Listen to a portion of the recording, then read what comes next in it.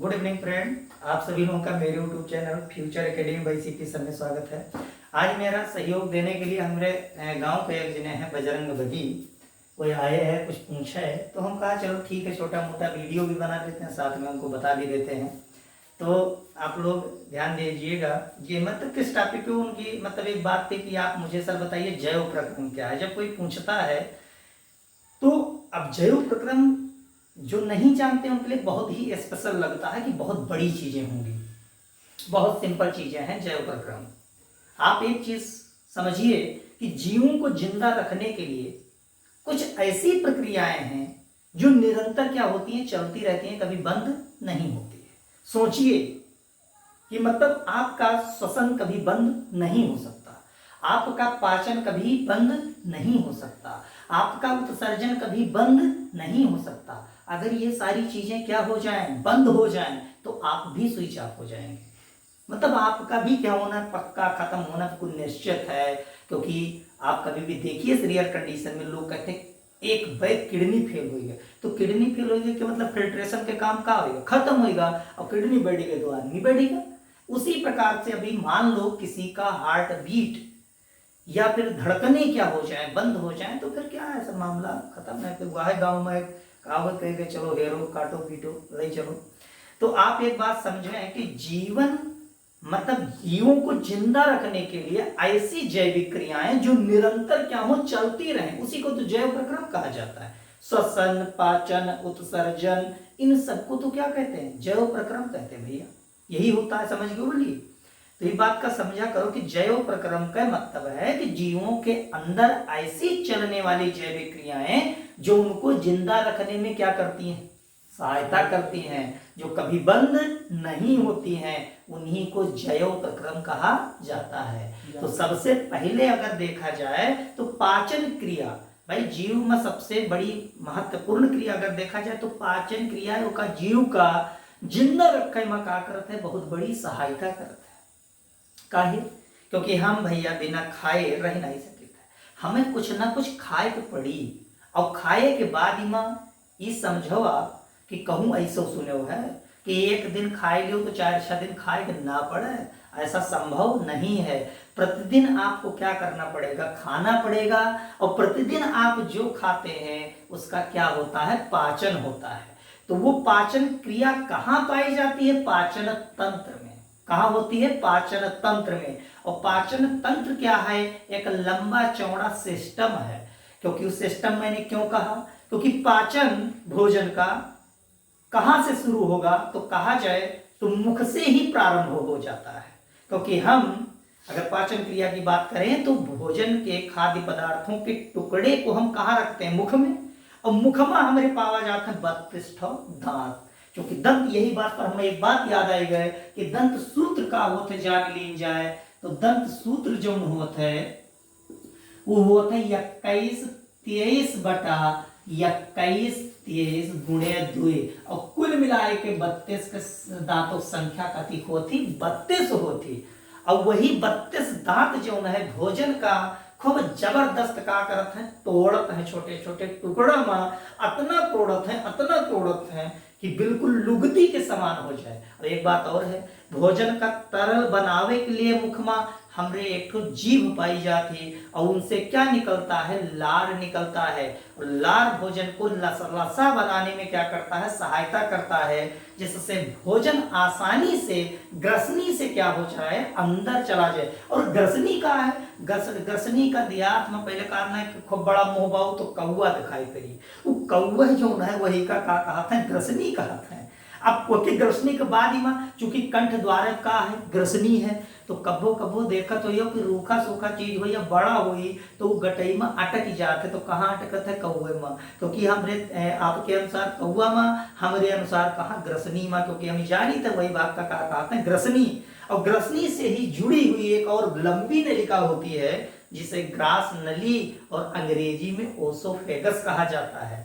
और ओसोफेगस से भोजन सीधे कहाँ पहुंचेगा, यकृत में।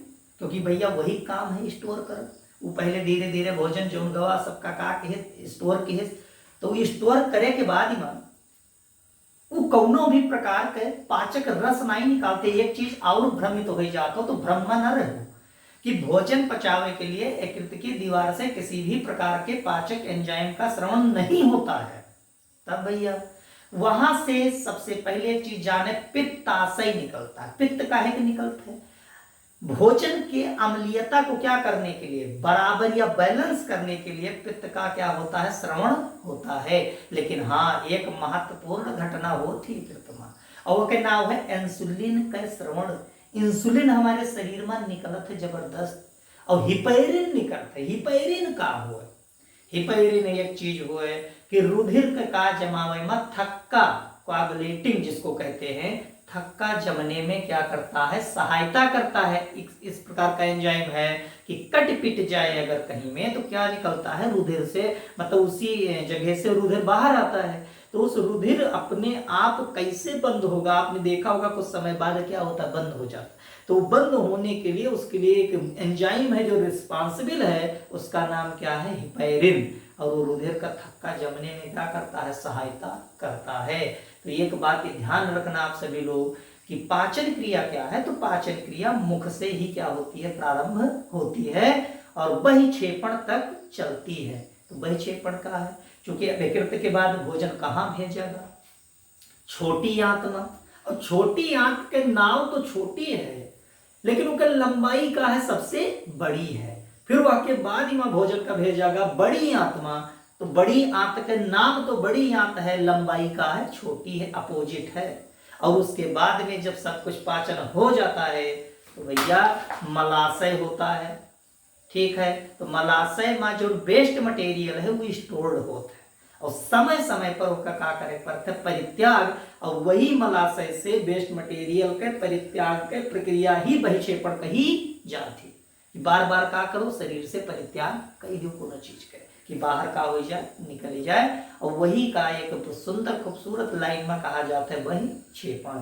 तो ये पाचन प्रक्रिया है। और हम एक सिंपल सी बात कहते हैं कि खाया पिया पचा, बाकी शरीर से क्या हुआ, बाहर गया, इसी को पाचन कहा जाता है। हमारे अनुसार सिंपल भाषा में खाया पिया पचा, पहले क्या करते हो, खाते हो पीते, फिर क्या होता है, उसका पाचन होता है, फिर वो स्टोर्ड होता है वेस्ट मटेरियल, फिर शरीर से क्या होता है, बाहर होता है। तो कुल मिलाकर के यही चीजें पाई जाती हैं। बाकी तो आप जानते हैं कि अगर हम लोग प्रोसेस की बात करें तो मुख्य मार्ग से लेकर के बहिक्षेपण तक कई प्रक्रियाओं से भोजन को गुजरना पड़ता है, ठीक है।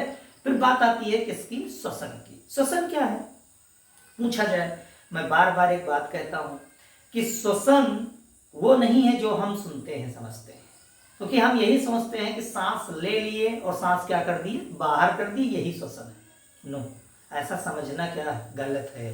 तब श्वसन क्या है, श्वसन में कहते हैं कि जो खाद्य पदार्थ हम खाते हैं उसका हमारे शरीर में क्या होता है, ऑक्सीकरण होता है।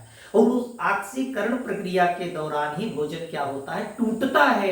और भोजन टूटने के बाद में हमें किसकी प्राप्ति होती है, ऊर्जा की। इस प्रक्रिया को क्या कहा जाता है, श्वसन। एक बात हुई। दूसरी बात मैं बताऊं, एक्सचेंज ऑफ गैसेस। हमारे कोशिकाओं या रुधिर के अंदर उपस्थित जो कार्बन डाइऑक्साइड है उसको क्या करना, बाहर करना, और ऑक्सीजन का क्या करना, अंदर इंटर्ड करना। इस प्रक्रिया को भी श्वसन कहा जाता है, क्योंकि हमें जानते हैं कि कोशिकाओं में जब कार्बन डाइऑक्साइड की मात्रा क्या होती है, बढ़ती है, तो उसको समय समय पर क्या किया जाता है, शरीर से रिलीज किया जाता है। और साथ साथ में हमारे फेफड़े में जो ऑक्सीजन आकर के क्या हुई है, भरी हुई है, रुधिर हृदय से कहाँ भेजता है, फेफड़े में। क्यों, रक्त शुद्धिकरण के लिए। भाई अगर देखा जाए तो क्या हमारे शरीर में इम्प्योर रुधिर है, हाँ बिल्कुल है, क्योंकि कार्बन डाइऑक्साइड युक्त अगर ब्लड की बात करें ज्यादा मात्रा में तो उसको अशुद्ध रुधिर कहा जाता है। और अशुद्ध का शुद्ध बनाने के लिए का मतलब है कि ऑक्सीजन के मात्रा व रुधिर में का हुए ज्यादा हुए, कार्बन डाइऑक्साइड के मात्रा का हुए कम हुए। तो वह का यह प्रक्रिया गुजारे के लिए हृदय कहाँ भेजता है, रुधिर का फेफड़ा में, लंग्स में। और मुंह पर जो ऑक्सीजन भरी है वह ऑक्सीजन की मात्रा रुधिर में का होती मिलत है, और रुधिर का बनावट है ऑक्सीजनेटेड, ऑक्सीजन युक्त रुधिर। और साथ में कार्बन डाइऑक्साइड वही श्वसन प्रक्रिया के माध्यम से शरीर से कहाँ चली जाती, बाहर। लेहिकमा एक पार्ट और है, स्वाक्षोवास। हाँ, स्वाक्षोवास सबसे बेहतरीन प्रक्रिया। क्यों?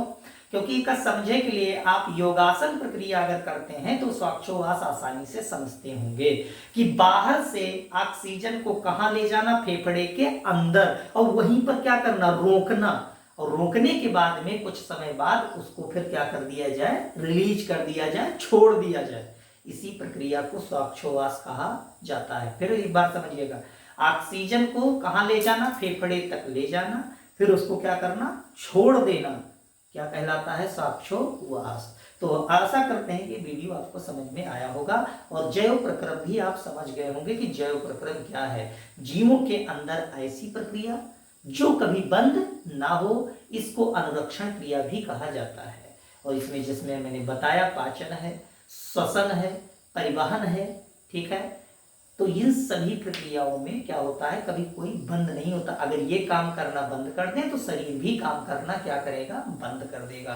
थैंक यू आप सभी लोगों को देखने के लिए वीडियो।